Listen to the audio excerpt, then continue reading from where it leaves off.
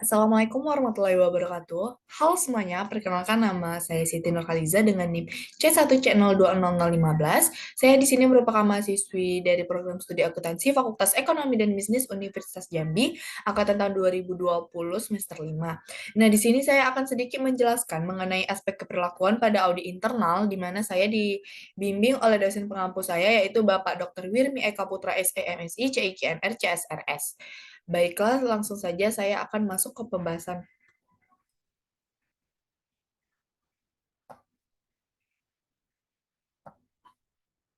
Nah, pembahasan pertama kita akan memasuki eh, pengertian dari audit internal. Audit internal ini adalah suatu aktivitas independen yang memberikan jaminan keyakinan serta konsultasi yang dirancang untuk memberikan suatu nilai tambah serta meningkatkan kegiatan operasi organisasi. Nah, tujuan dari audit internal ini adalah membantu para anggota organisasi agar dapat melaksanakan tanggung jawabnya secara efektif. Sedangkan fungsi audit internal ini adalah sebagai alat bantu bagi manajemen untuk menilai efisien dan keefektifan pelaksanaan struktur pengendalian intern perusahaan, kemudian memberikan hasil berupa saran atau rekomendasi, dan memberi nilai tambah bagi manajemen yang akan dijadikan landasan mengambil keputusan atau tindakan selanjutnya. Nah, sedangkan untuk program dan langkah audit internal, program audit adalah tindakan-tindakan atau langkah-langkah terperinci yang akan dilaksanakan dalam pemeriksaan. Selain sebagai petunjuk mengenai langkah-langkah yang harus dilaksanakan, program pemeriksaan juga merupakan alat pengendali audit internal. Adapun isi dari program audit internal ini meliputi pernyataan tujuan yang harus dipaparkan dengan jelas tentang tujuan yang ingin dicapai dan dikaitkan dengan kendala-kendala yang mungkin dihadapi serta pendekatan pemeriksaan yang digunakan. Langkah kerja pemeriksaan yang memuat pengarahan khusus dalam melaksanakan pemeriksaan meliputi langkah-langkah perencanaan pemeriksaan, pemeriksaan dan evaluasi informasi, komunikasi hasil pemeriksaan, dan tindak lanjut. Peran dari audit yang pembahasan berikutnya ada auditor internal. Kita akan membahas pertamanya peran dari auditor internal ini, yaitu memainkan peran penting dalam penyebaran praktik terbaik melalui jaringan perusahaan mereka sendiri yang dikembangkan lebih luas, yaitu risiko dan komunikasi pengendalian. Audit internal ini memainkan peran berharga karena secara aktif meningkatkan kesadaran risiko dan pengendalian atas nama manajemen.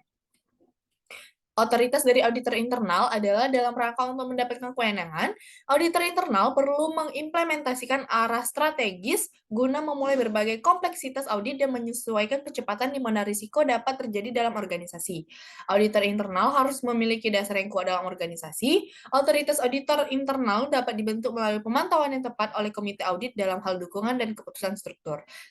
Untuk prospek profesi auditor internal, dengan diberinya tempat pada diskusi tingkat tinggi mengenai tata kelola organisasi terjadi, cakrawala untuk profesinya telah diperluas secara luas dan peluang untuk memberi nilai tambah tumbuh secara eksponensial. Kesimpulannya, pada abad ke-21 ini menghadirkan banyak janji dan peluang pertumbuhan yang belum pernah terjadi sebelumnya untuk profesi audit internal. Untuk profesionalisme auditor internal ini dia harus memiliki rasa profesionalisme, profil dan kemandirian untuk memenuhi perannya secara efektif, dan auditor internal ini harus mampu menyediakan tantangan lingkungan pelaporan transparansi dan jujur ke tingkat tertinggi tanpa rasa takut dan retribusi. Auditor internal harus terfokus pada risiko organisasi.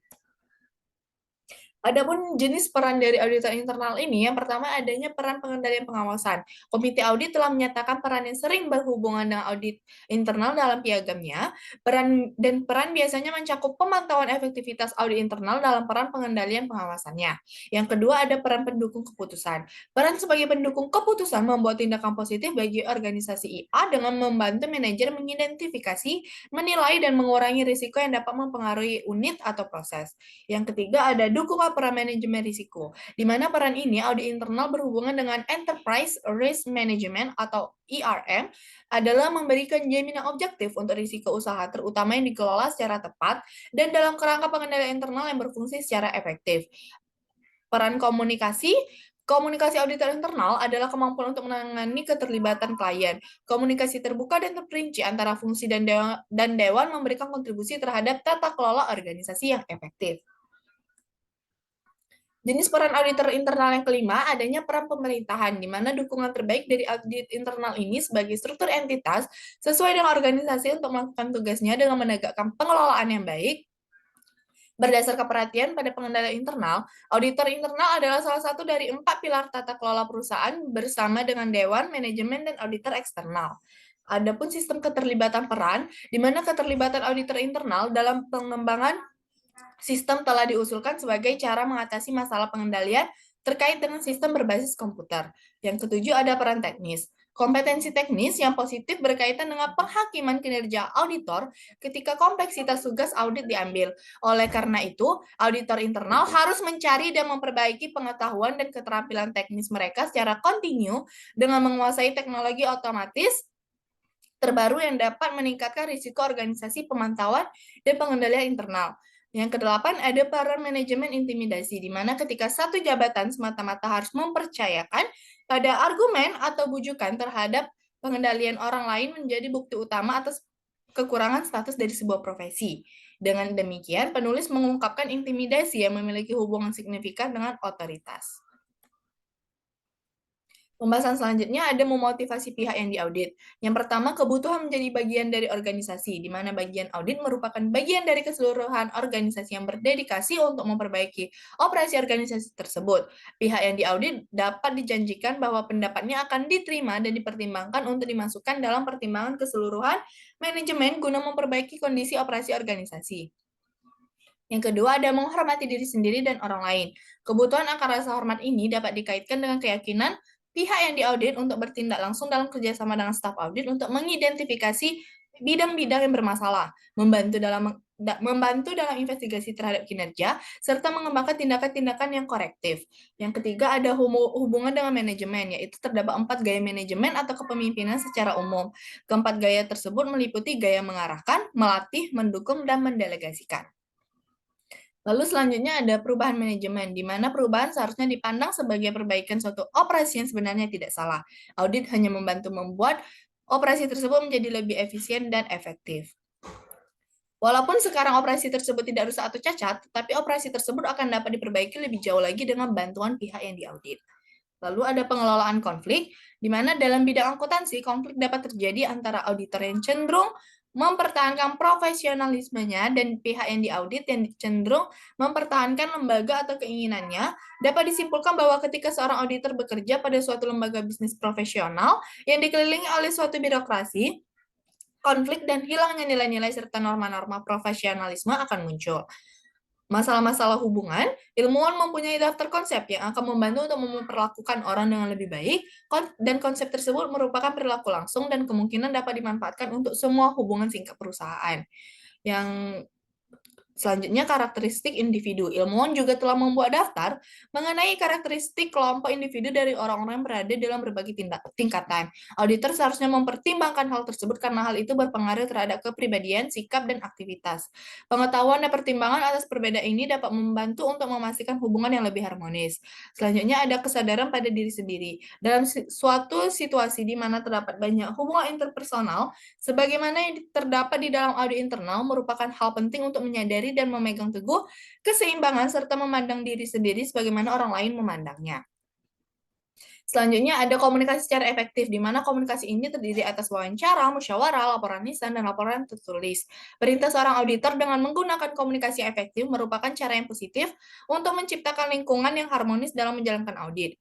Lalu selanjutnya ada menghadapi banyak oposisi, di mana terdapat 3 jenis pokok dari banyaknya oposisi, yaitu pertama, suatu indikasi yang menunjukkan kurang pentingnya audit, pihak yang diaudit bertindak dalam suatu gaya konfrontasional, misalnya catatan-catatan tidak tersedia, pihak yang diaudit menolak untuk mengambil berbagai tindakan selama atau setelah diaudit, dan operasi terus dijalankan seperti sebelumnya. Selanjutnya ada pelaksanaan audit partisipatif, di mana telah menjadi suatu hal yang umum dalam audit bahwa inti dari kinerja audit yang baik berasal dari pendekatan keperilakuan. Pada dasarnya, audit merupakan usaha kerjasama antara auditor dan pihak yang diaudit. Lalu selanjutnya ada penggunaan pengetahuan keperlakuan dalam audit. Para penulis percaya bahwa auditor internal sangat memahami organisasi mereka sebagai akibat dari kedekatan mereka dengan para karyawan organisasi, yang memungkinkan mereka untuk mengevaluasi bukti-bukti secara verbal dan visual yang berhubungan dengan sikap dan perilaku secara lebih efektif. Adapun saya mengambil contoh riset mengenai aspek keperlakuan pada audit internal ini, yaitu yang berjudul Pengaruh Penerapan Aspek Keperlakuan pada Etika Akuntan terhadap Kinerja karyawan pada Dinas Pekerjaan Umum Bina Marga oleh Aris Munandar dan Riza Syaputra pada tahun 2021. Nah, di mana penelitian ini bertujuan untuk mengetahui pengaruh penerapan aspek keberlakuan pada etika akuntan terhadap kinerja pegawai pada Dinas Pekerjaan Umum Bina Marga Provinsi Sumatera Selatan. Penelitian ini berpopulasi sebanyak 300 orang dengan rincian 20 orang sebagai sampel uji coba dan 41 orang sebagai sampel penelitian. Pengambilan sampel dalam penelitian ini menggunakan teknik sampel jenuh dan hasil dari penelitian ini terdapat pengaruh aspek keperlakuan pada etika akuntan terhadap kinerja karyawan pada Dinas Pekerjaan Umum dan Bina Marga Provinsi Sumatera Selatan. Terdapatnya upaya untuk meningkatkan kinerja dapat dilakukan dengan upaya meningkatkan sikap, berpikir dan bersikap positif, tertarik pada faktor dan implementasi dalam bekerja, dan berani mengambil resiko dalam menyelesaikan pekerjaan, upaya meningkatkan perilaku seperti berperilaku dalam bekerja yang santun sebagai perwujudan tanggung jawab moral yang tinggi, upaya meningkatkan disiplin kerja, serta memakai atribut lembaga dalam melaksanakan tugas dan selalu berpakaian rapi dalam melaksanakan tugas. Baiklah, terima kasih. Itu saja penjelasan dari saya. Lebih dan kurangnya saya mohon maaf. Saya akhiri dengan wassalamualaikum warahmatullahi wabarakatuh.